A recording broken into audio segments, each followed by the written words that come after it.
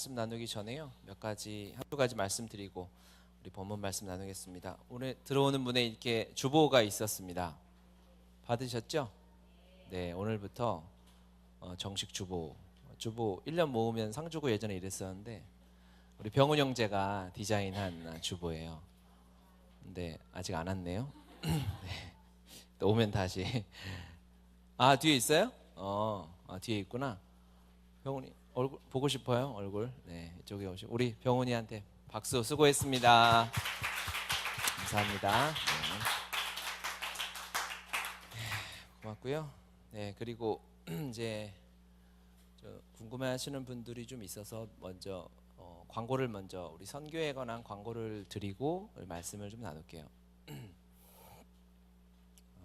이 지도가 이제 보이시죠? 네. 이란이 이렇게 큰 나라가 있습니다.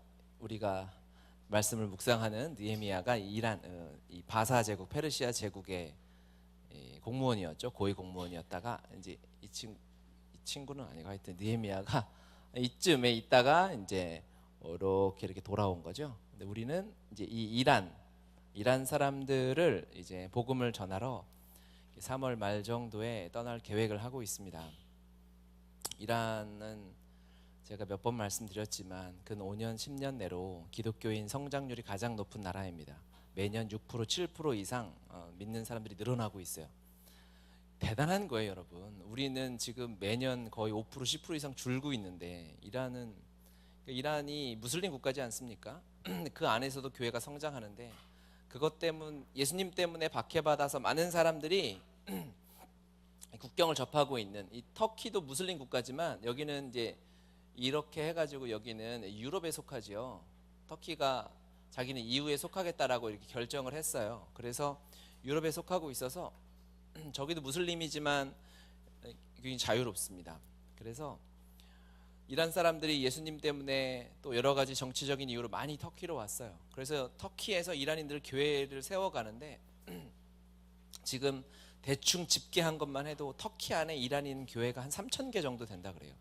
놀라운 일입니다. 하나님이 이란 사람들을, 여기가 같은 우리가 흔히 중동이라고 부르지 않습니까? 이 중동에서도 이라크, 사우디아라비아, 아랍, 이란 이런 사람들이 좀 달라요. 종족도 다르고 종교 무슬림을 이렇게 이슬람을 섬기는 방식도 좀 다릅니다. 그래서 하나님이 이 이란 사람들, 이 페르시아인이라고 자기들은 그렇게 얘기를 하더라고요. 이 페르시아인들 안에서 일하심이 아주 특별하고 놀라워요. 전혀 이런 거 모르고 그냥 개척했으니까 비행기 타고 멀리 가자 해서 작년에 올해 그쵸? 올해 터키 이스탄불과 근처 지역을 돌아보고 왔는데 와, 진짜 제가 뭐 10여 차례 이상 해외 단기 선교를 다녔지만 진짜 로또 맞은 것 같은 그런 놀라움의 사역을 한 일주일 동안 하고 왔어요. 근데 그때도 많은 열매가 있었지만 3월에 가려고 하는 이유는 이제 이란 달력으로 신년 이제 새해 명절이 3월 말 정도에 있다 그래요. 그래서 그때는 이란 사람들이 정말 많이 터키로 여행을 오고 쉽게 넘어오고 비행기도 싸고 비행기 편도 많대요. 우리가 제주도 가는 것처럼 쉽게 온다고 하더라고요. 그래서 많은 사람이 오기 때문에 이제 그곳에서 우리가 거리 전도를 하고요. 그러니까 무슬림들 붙잡고 예수님 믿으세요라고 이야기를 하는 거죠. 올 8월에는 이란 말과 터키 말을 한 3-4마디 말고는 거의 못해서 저희는 따라다니기만 했는데 이렇게 은혜가 있었어요. 그런데 이제 선교사님이 언어 준비를 할 수 있도록 좀 도와주신다고 했고 직접 우리가 복음을 전하고 사역일을 전할 수 있는, 그래서 그들이 우리 같이 참 이렇게 할 수 있는 것이 많지 않은 우리를 통해서 영혼이 주님 앞에 돌아오는 것을 하나님이 직접 보게 하시는 거죠. 예를 들면 이제 낚시터를 가잖아요. 그러면 고기 잡는 걸 보는 것도 되게 신나요, 그렇죠? 그런데 직접 잡아본 사람은 그 맛이 있거든요. 저는 알죠. 저는 5마리, 한 8마리 잡아봤기 때문에 증거 자료는 우리 영민 형제에게 있어요. 참고로 영민 형제, 윤성 형제 올 여름 이후로 거의 한 7, 8회 낚시를 다녔지만 거의 바다와 대화만 하고 왔어요. 저는 이 맛을 봤기 때문에 그게 다른 거예요, 여러분. 그 자리에 있는 거, 또 복음을 전하는 현장에 함께 하고 무슬림이 주님 앞에 돌아와 하나님을 믿겠다라고 헌신하는 그걸 보는 것만으로도 여러분이 평생에 누렸던 기쁨 중에 가장 큰 기쁨일 것이다 라고 저는 확신해요. 그래서 올해는 이제 한번 갔다 왔기 때문에 약간의 이제 거리에서 우리가 사람 눈길을 끌 수 있는 뭐 간단한 악기, 원래 예전에는 이렇게 큰 집회를 하려고 했잖아요. 갔다 와서는 그런 프로젝트가 있었지만 선교사님과 그건 좀 이제 차후에 하기로 했고, 그래서 이번에는 간단한 거리 공연, 퍼포먼스 같은 거 사람들을 끌어서 이제 복음을 전할 수 있는 그 정도. 그리고 하나님이 허락하신 역사하셨던 바울이 맨날 다녔던 데가 여기거든요. 바울이 맨날 다녔던 데가 이 근처기 때문에 여기 바울의 흔적들 이렇게 또 볼 수 있는 기회를 허락하시면 같이 성경 안에 있는 것들을 보고 나누려고 합니다. 오늘까지가 신청 마감이에요. 그래서 오늘 밤까지 저한테 카톡으로 신청을 하시면 돼요. 그래서 신청을 하시고 이제 총 재정을 170만 원을 잡았는데 다음 주 주일까지 이렇게 100만 원을 먼저 항공료를 입금하면 우리가 함께 갈 수 있는 걸로 그렇게 준비하려고 합니다. 그래서 먼저 오늘 기도하고 결단해야 될 거는 내가 가야 되나 말아야 되나. 그러니까 상황을 생각하면 안 돼요. 돈이 있나 없나를 보면 다 돈은 쓸 데가 다 있는 돈이잖아요. 그러니까 재정은 나중에 생각하시고 일단 하나님이 내가 그곳에 가길 원하시는가, 내가 그 은혜에 동참하기 원하는가, 그 마음을 점검하시고 마음이 왔다 싶으면 바로 목사님 저 갑니다 이렇게 톡을 보내시면, 답톡을 기다리지 마세요. 제가 일찍 잘 수도 있어요. 몸 상태가 별로 안 좋아서. 그러니까 답이 와야 되는 건 아니고 일단 제 카톡에 들어오기만 하면, 또 송파구는 KT 그 기지국이 괜찮아서 전혀 이상이 없어요. 문자가 잘 들어오니까 네, 그렇게 신청을 오늘까지 해주시면 되겠습니다. 또 목사님이 권면하시겠거니 생각하시면 안 돼요. 제가 얘기했지만 제가 오늘 컨디션이 별로 안 일찍 잘 거예요. 그래서 한 사람 한 사람 가자 이렇게 할 수가 없어요. 알아서 기도하시고 결정하시고 저희 가족도 동일하게 기도하고 하나님이 부르심에 따라가려고 이렇게 하고 있어요. 재정이 어마어마하게 들겠지만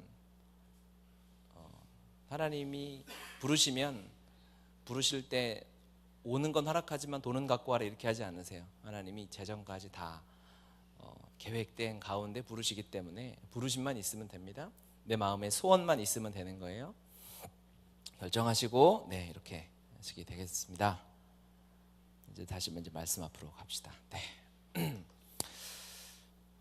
이제 느헤미야 6장에서 성전이 완성되고 이제 7장부터는 이제 7장 1절에 성벽이 건축됨에 이렇게 했지 않습니까? 그래서 6장 마지막에 성벽 역사가 끝남에 이렇게 했어요. 이제부터는 사실은 이제 좀 실전편이에요.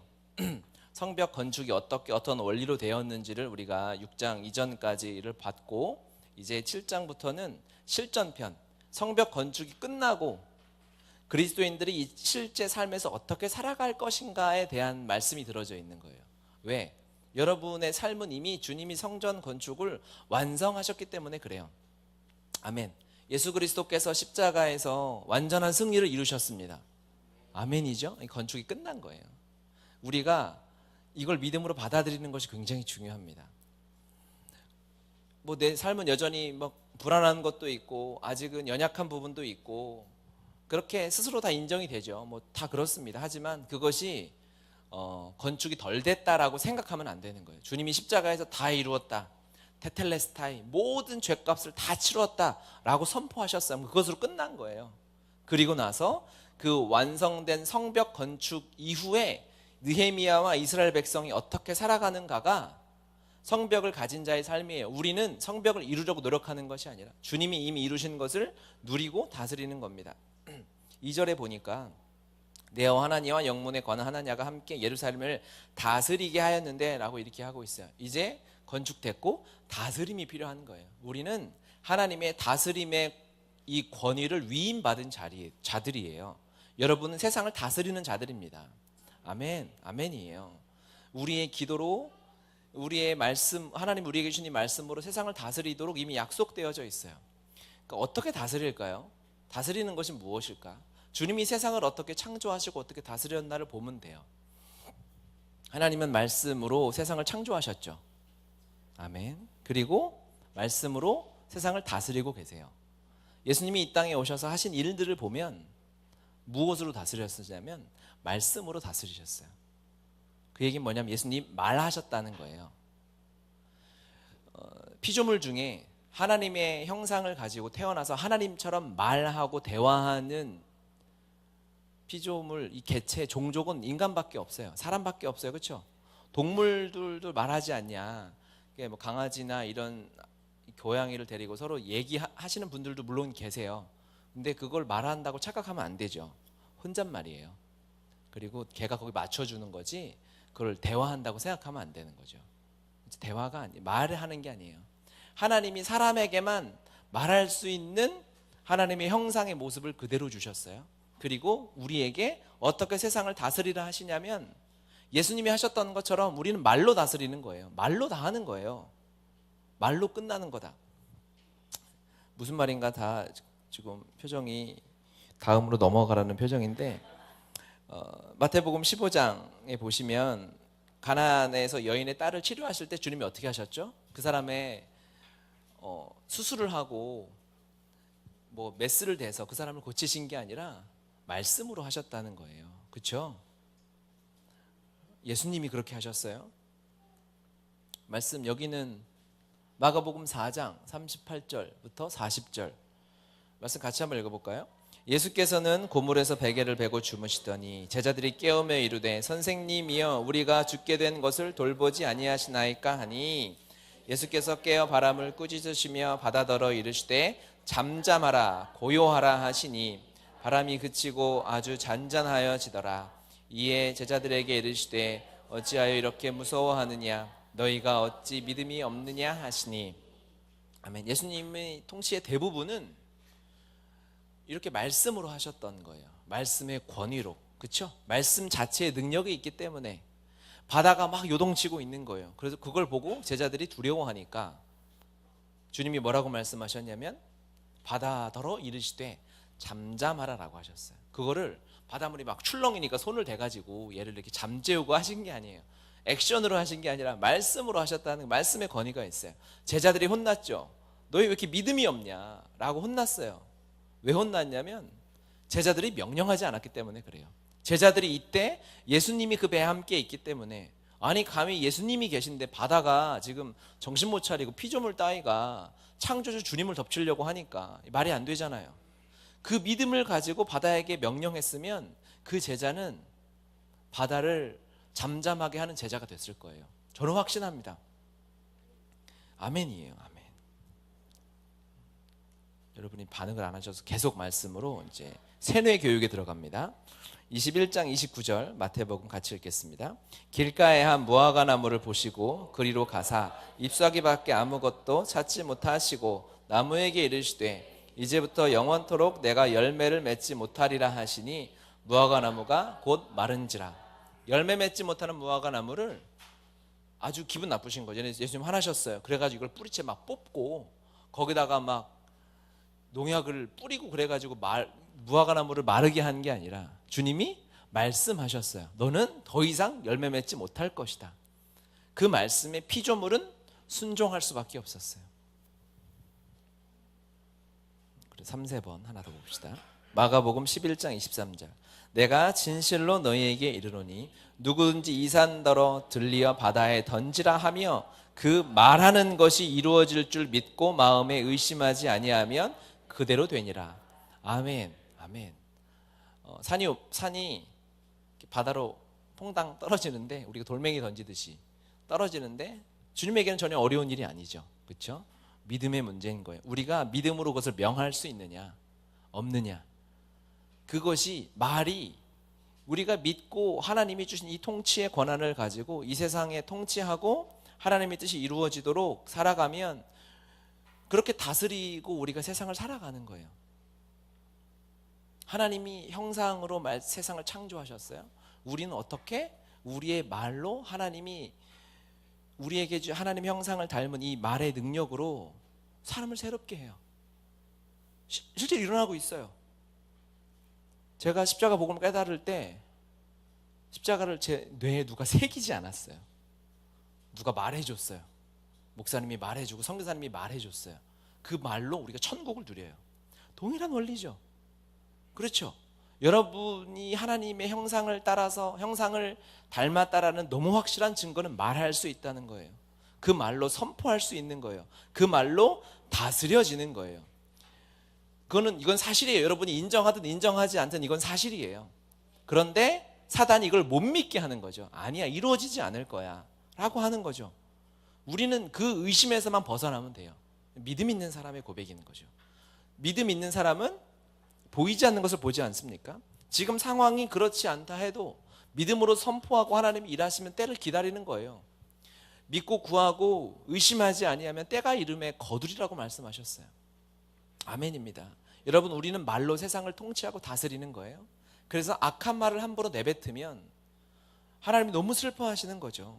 잠언 18장 21절에는 죽고 사는 것이 혀의 힘에 달려있다. 혀쓰기를 좋아하는 자는 혀의 열매를 먹으리라. 이렇게 경고하고 있어요. 읽겠습니다. 칼로 찌름같이 함부로 말하는 자가 있거니와 지혜로운 자의 혀는 양약과 같으니라. 한 번 더. 온순한 혀는 곧 생명나무지만 패역한 혀는 마음을 상하게 하느니라. 마음을 상하게 하는 건 대단한 일이거든요. 쉽게 할 수 없어요. 그런데 우리는 그 어떠한 것보다 말로 사람의 마음을 상하게 할 수 있는 거예요. 대단한 능력이 있는, 말 자체에 이런 권위가 있고 권세가 있는 거예요. 말 자체에 능력이 있어요. 여러분의 말의 능력을 시험해 보십시오. 내 말이 능력이 있나? 사람의 마음을 상하게 할 수도 있고 기쁘게 할 수도 있다는 건 세상에서 가장 큰 능력은 사람의 마음을 움직이는 거 아니에요. 그렇잖아요. 누가 마음을 움직이겠어요. 우리의 마음을 움직이려고 그렇게 막 수억씩 들여서 광고를 때리는 거 아니겠어요? 우리 뭐 하나, 펜 하나 사게, 옷 하나 사게 하려고? 그게 우리의 마음을 움직이는 거죠. 그렇잖아요. 뭐 대기업에서 수많은 사람들이 우리의 마음을 빼앗고 움직이려고 그렇게 노력을 하는데 잘 움직여지지 않아요. 여러분, 웬만해서 잘 안 사잖아요. 그렇죠? 또 잘 사는 사람은 웬만해서 멈추기가 어렵잖아요. 그런데 여러분 말 한마디의 능력이 대단한 능력이 있어요. 그것을 사게 할 수 있고 멈추게 할 수 있어요. 사람의 마음에 기쁨을 줄 수 있고 슬픔을 줄 수 있어요. 와, 이거는 진짜 놀라운 능력을 여러분이 가지고, 여러분 생각보다 능력자다 라는 거죠. 몰랐죠, 여러분? 여러분 대단한 능력자입니다. 하나님이 그걸 우리에게 주셨어요. 그래서 우리는 말로 세상을 다스리고 통치하는 일을 해야 합니다. 하나님이 우리에게 주신 이 권세를 가지고 세상에 선포해야 해요. 내 삶에 선포해야 해요. 우리 자녀들에게, 우리 교회 지체들에게 이 선포하는 능력을 가지고 교회를 세워가는 거예요. 이게 하나님이 주신 다스리는 방법이에요. 말은 다 할 수 있으니까. 그렇죠? 누구보다 말을 많이 하시잖아요. 특히 교회 다니는 분들은 형제자매 할 거 없이 너무 많이 해서 제가 3시 반까지 돌아다니면서 청소하고 그래도 안 가고 막 얘기하잖아요. 너무나 확실한 증거죠. 그러니까 내가 신앙생활 하면서 어려움에 빠질 때가 있어요. 교회도 잘 다니고 제법 말씀도 보고 기도도 하는 것 같은데 내가 신앙이 좀 루즈해지고 다운된 것 같고 뭔가 권태기가 간 것 같고 막 이럴 때가 있잖아요. 그때는 여러 가지 문제가 있을 수 있겠지만 이게 큰 문제가 될 수 있어요. 받은 은혜가 너무 많은데 하나님이 나에게 말씀을 통해서 계속 은혜를 주세요. 찬양 하나하나를 통해서 대단한 은혜가 흘러가는 거예요. 무시하시면 안 돼요. 우리가 드린 이 찬양 하나하나를 평생 하지도 못한 사람이 세상에 많아요. 마음껏 할 수 없는 사람들도 많다고요. 이 자체가 대단한 은혜인데 그럼에도 불구하고 우리가 받은 은혜를 하나님의 권한을 위임받고 은혜를 받은 자가 사람들에게 축복하고 다스리고 통치하는 행위를 하지 않으면 이제 사람의 몸으로 치면 먹기만 하는 거죠. 에너지를 소비하지 않고. 그렇죠? 막 찔리세요 벌써? 아니 그게 너네 살쪘다 이 얘기하는 게 아니라 영적으로 은혜는 계속 받는 거예요. 말씀도 듣고 설교도 듣고 걸어가면서 찬양 듣고 그렇잖아요. 그런데 우리가 이 하나님의 대리자로서 예수 그리스도의 제자로서 그의 사역을 하지 않으면 내가 영적으로 이제 비만이 되는 거예요. 살찌는 거예요. 그래서 다운되는 거죠. 갑자기 병이 이유도 알 수 없는 그런 병들이 찾아올 수 있는 거예요. 우리가 하는 말로, 기도로 다스림에 순종을 하시기 바랍니다. 아멘. 여러분 다스려야 돼요. 그러니까 여러분의 마음에도 계속 선포하시고 내 영혼을 다스리십시오. 어렵지 않아요. 할 수 있어요. 해야 해요. 그리고 우리 지체들을 볼 때마다 축복하는 거예요. 기분 나쁠 때까지 축복을 하십시오. 내가 그렇게 못나서 축복받아야 되냐라고 할 때까지 마음껏 축복 한번 해보세요. 그래야 우리가 건강하게 하나님의 이 완성하신 이 십자가 안에서 누리며 살아갈 수 있는 거예요. 이렇게 다스려가는 거예요. 두려워하지 말고 선포하고 주님이 하셨다라고 고백하는 것, 그것이 완성된 성벽을 누리는 방법인 줄 믿습니다. 아멘. 마음으로 정하세요. 내가 누구에게 선포할까? 누구에게 축복할까? 축복하는 말을 계속 하는 거예요. 방언하듯이 계속 사랑합니다. 옷이 너무 잘 어울립니다. 어제 옷이 더 잘 어울립니다. 막 이렇게 축복. 이건 축복이 아닌가? 어제도 잘 어울렸는데 오늘도 잘 어울립니다. 막 그러니까 할 수 있는 모든 방법을 동원해서 축복의 언어를 사용하시고 하나님의 이 다스림이 주님이 지금 그거 하실 일인데 우리가 대신하는 일에 순종하시기 바래요. 오늘 설교 제목은 세 가지 단어였는데요. 문지기, 하나니, 하나냐였어요. 다스리는데 이 세 사람이 좀 이게 눈에 들어오더라고요. 하나님이 다스리게 하시는데 첫 번째는 문지기를 부르셨다라는 게 너무 좋았어요. 첫 번째로 만약에 노래하는 자들을 먼저 불렀거나 레위 사람들을 불렀으면 노래하는 사람들은 좀 달란트가 있고 해야 되잖아요. 그렇죠? 그런데 하나님이 이 노래 잘하는 달란트를 모든 사람에게 주시지 않았잖아요. 지난주 예배 때 다 확인했잖아요. 우리가 30-40명이 예배를 하는데 목소리는 30-40명뿐이 아니었다는 거죠. 한 27%가량은 립싱크를 하고 있었다. 정확히 제가 찾아냈어요. 노래를 방해가 될까 봐. 그렇죠?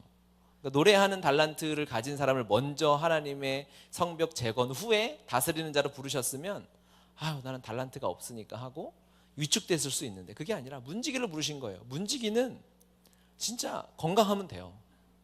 그렇죠? 뭐 달란트가 필요 없어요.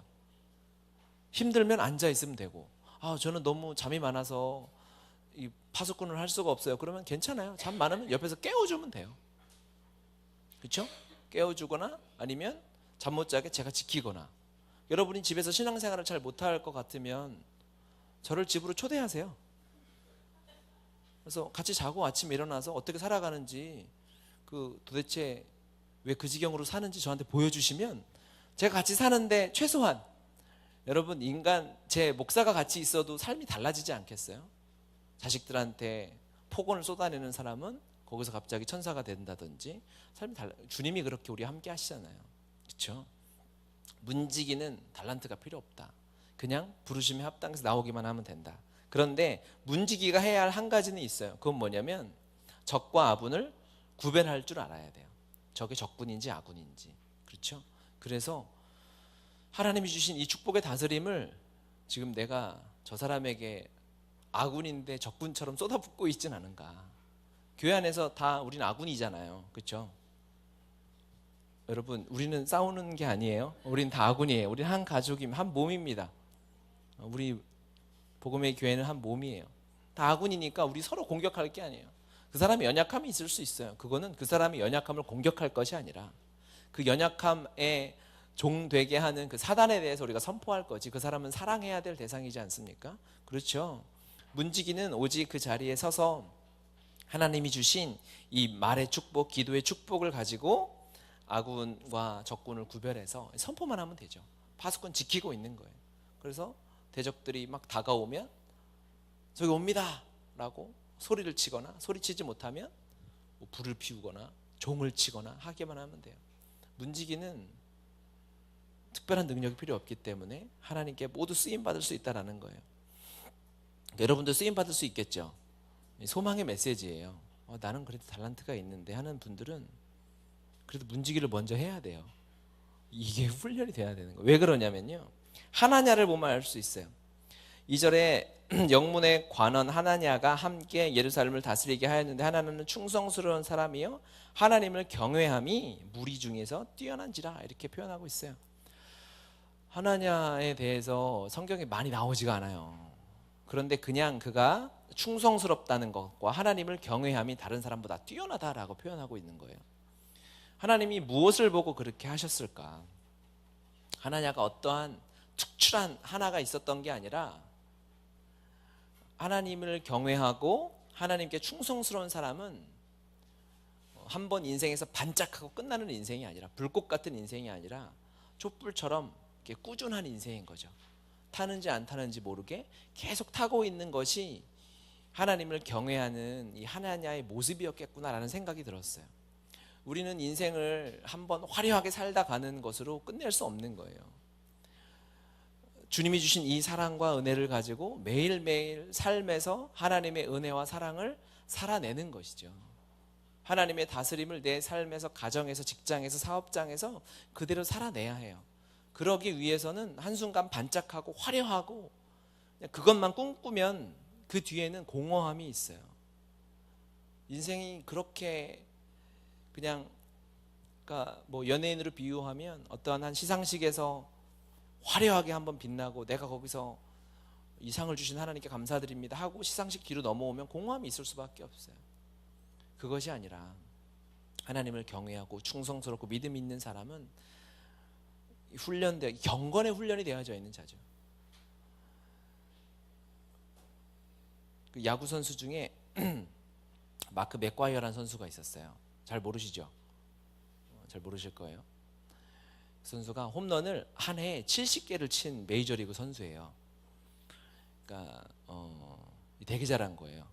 여러분, 공을 70번 던져도 여러분 힘들어가지고 저를 막 째려볼 텐데, 홈런을 그 전까지는 홈런을 그러니까 메이저리그는 역사가 한 130년 이렇게 되거든요.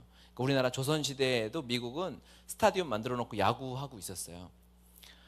그때 이제 그 100년이 넘는 역사상 홈런을 제일 많이 친 선수가 61개였는데 이 마크 맥과이어가 나타나가지고 홈런을 70개를 막 치니까, 그때 여러분은 관심이 없지만 저는 야구를 좋아하니까 그때 우리나라 KBS, MBC 9시 뉴스에도 이 뉴스가 막 나오고 그랬어요. 아 진짜로? 안 믿으시네. 찾아보시라고요. 나왔다니까. 이 마크 맥과이어가 홈런을 쳐가지고, 이 사람 별명이 빅맥이어가지고 그때 빅맥이 많이 팔렸다고요. 아 진짜? 사실이에요 여러분. 제가 이게 다 녹화되는데 거짓말 하겠어요? 그래서 이게 이 왼쪽에 있는 이 사람이 마크 맥과이어고, 이게 세미 소사라는 선수인데 무슨 그림인지 아시겠죠?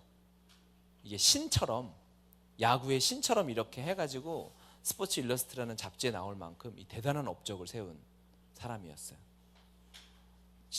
대단한 거예요. 70개, 이 사람 66개 이렇게 홈런 쳐가지고 연봉을 뭐 수십억씩 받고 그랬죠. 그런데 이 다음에 나온 이 할아버지 같은 이 선수는 누구냐면 이 칼립 켄 주니어라는 선수예요. 이 사람은 이런 화려한 한 방은 없어요. 잘한 적은 있었지만, 근데 이 사람은 놀라운 게 뭐냐면 메이저리그는 1년에 162경기를 하거든요. 그런데 이 선수는 2632경기를 쉬지 않고 계속 출전했어요. 그러니까 13년이 넘도록 매일 출근을 한 거예요. 야구장에 유격수 3루수를 보면서. 근데 이 선수들이 지금은 메이저리그 선수들이 연봉을 뭐 한 150억, 200억, 막 300억 이렇게 받아요. 너무 많이 받죠. 그런데 1년 내내 162경기를 다 출장하는 선수가 1년에 한두 명밖에 안 나와요 지금은. 그런데 저 선수는 13년을 넘도록 쉬지 않고 계속 그러니까 자기 관리를 얼마나 철저하게 했겠어요. 그래서 이 사람은 야구를 잘하려고 핸드폰이나 TV 같은 거, 미디어도 잘 안 봤다 그러고 시력을 보호하려고, 그리고 인스턴트 같은 거 잘 먹지 않고, 왜? 이 뼈 같은 데가, 이게 콜라 같은 거 많이 먹으면 뼈가 이렇게 안 좋아지고, 그러니까 그런 것도 멀리해야 하고 13년이 넘도록 계속 그렇게 자기 관리를 철저하게 했던 거예요. 그러니까 이 사람이 이런 업적을 쌓을 수 있었던 거죠. 사람들은 누구를 인정하냐? 지금 현재 누구를 이 사람은 거의 이제 별명이 철인이에요. 아이언맨이라 그래서 너무나 존경하는 사람. 이 팀에서는 이 사람이 달았던 등번호를 더 이상 달 수 없게 기념하고 막 동판을 새겨서 구장에 막 벽에 붙여놓고 막 이랬어요. 그런데 한 해에 70개 홈런을 쳐서 그때 막 전 세계 뉴스에 막 도배가 되고 했던 그 선수는 그 한 번에 반짝을 하기 위해서 막 약물을 먹고 그랬어요. 그래서 이 사람이 이제 우유 광고를 했더라고요.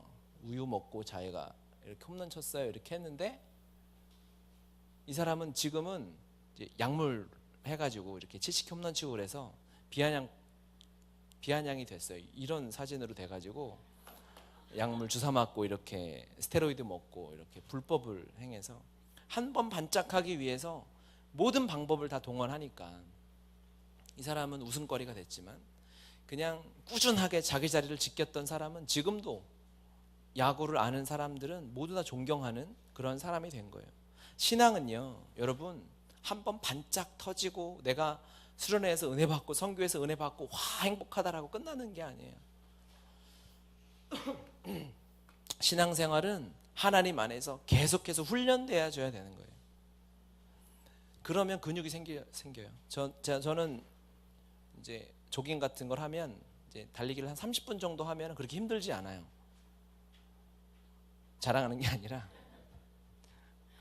왜 실자랑하냐 뭐 그러는데 그게 훈련이 된 거죠. 30분 이상 넘어가면 그때부터 조금 힘들어지면서 근육이 연단이 되는 거예요.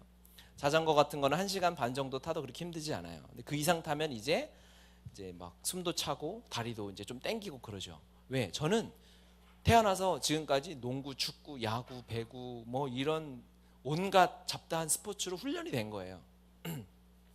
그러니까 30분 정도 달리기를 쭉 해도 힘들지 않을 만큼의 근육이 또 제 폐활량이 훈련이 된 거죠. 그렇죠? 여러분 그렇게 가려면 훈련이 되어져야만 할 수 있어요. 저의 재정 훈련도 계속 하나님이 시키고 계세요.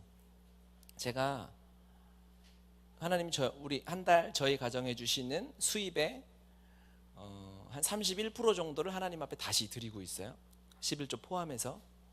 여러분 지금 되게 껌뻑껌뻑 쳐다보시는데 되게 어려운 거예요. 저보다 더 많이 하고 계시는 분들이 있을지도 모르겠지만 10의 3조 이상을 드리는 건 수입이 제가 연봉이 막 1억 되면 모르겠지만 개척교회잖아요. 좀 불쌍하게 쳐다보셔도 돼요. 그 상황에서 하나님 앞에 10의 3조 이상을 드리는 건 그런데 사실 이게 힘들진 않아요. 할 수 있어요. 훈련이 되어 있기 때문에. 처음에 11조 하는 훈련은 어렵죠. 훈련이 되는 거예요. 처음엔 저도 어려웠어요. 하지만 이게 하나님 안에서 계속 훈련되어지니까 10의 2조, 10의 3조 하는 것이 이제 자연스러워요. 그러면 어떻게 될까요? 더 하나님 앞에 헌신하기 위해서 기도하고 훈련하고 연단해야 되겠죠. 내가 지금 신앙생활 하는데 지금 힘들지 않은 수준은 오케이, 거기까지는 여러분 근육이 만들어졌을 수 있어요. 하지만 더욱 경건의 훈련을 해야 되는 거예요.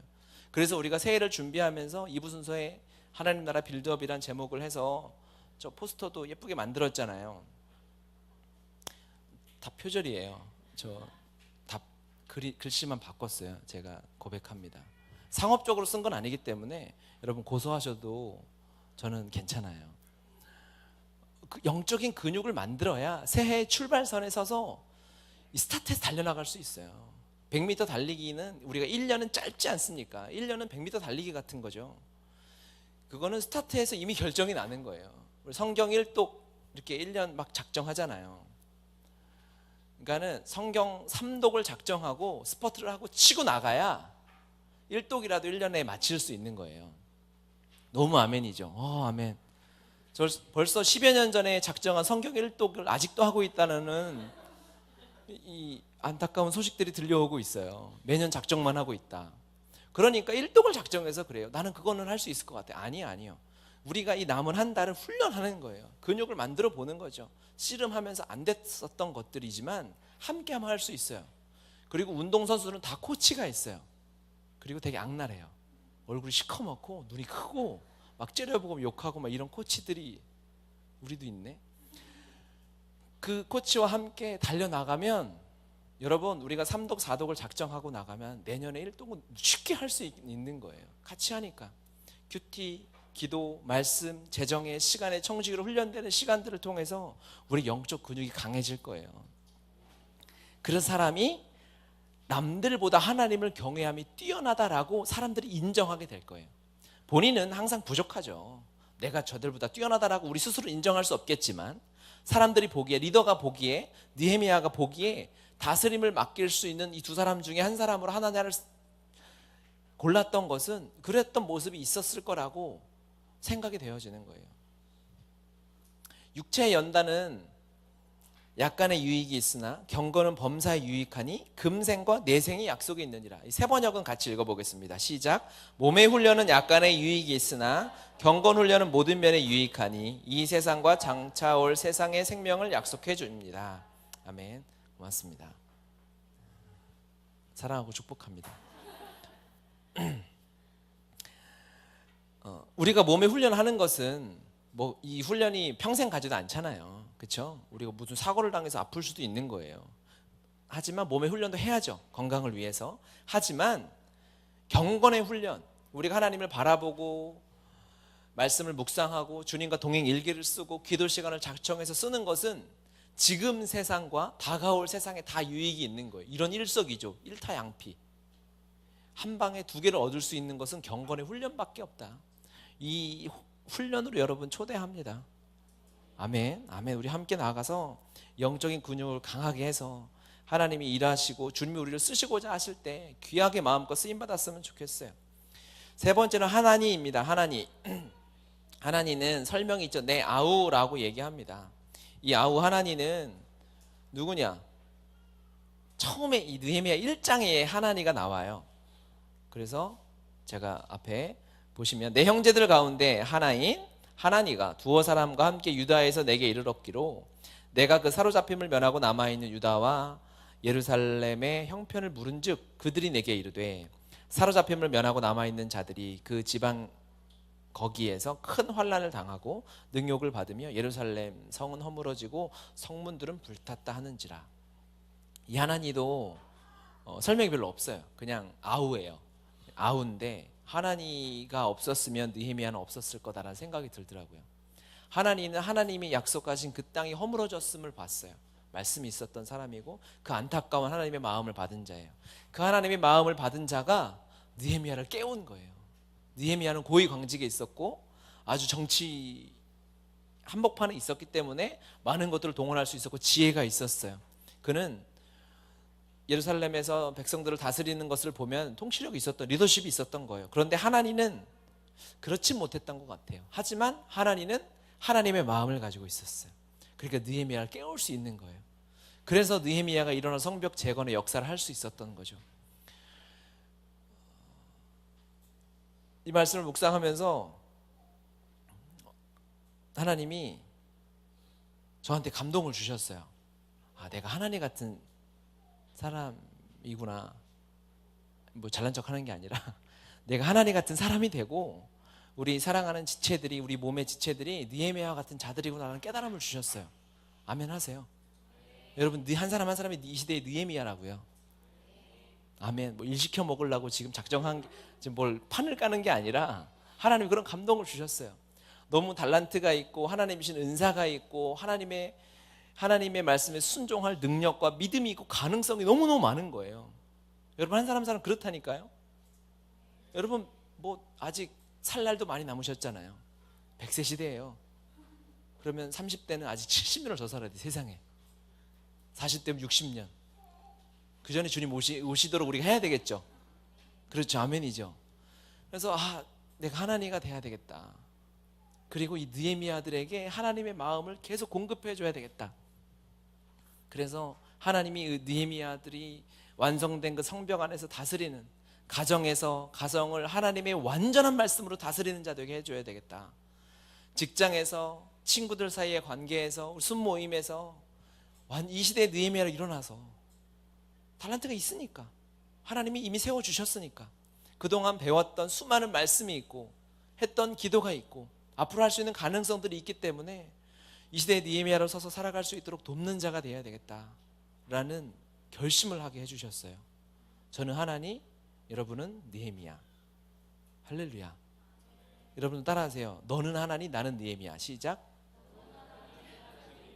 하나님 아니고 하나니. 큰일 나요, 여러분. 지금 위험한 시대예요. 함부로 얘기하시면 하나니. 그러니까 하나님에게는 많이 부족한 거죠. 여러분 이 시대의 느헤미야임을 기억하시기 바래요. 여러분을 통해서 하나님이 행하실 일이 어마어마합니다. 아멘이에요. 여러분을 통해서 가정이 완전히 회복될 거예요. 선포하세요.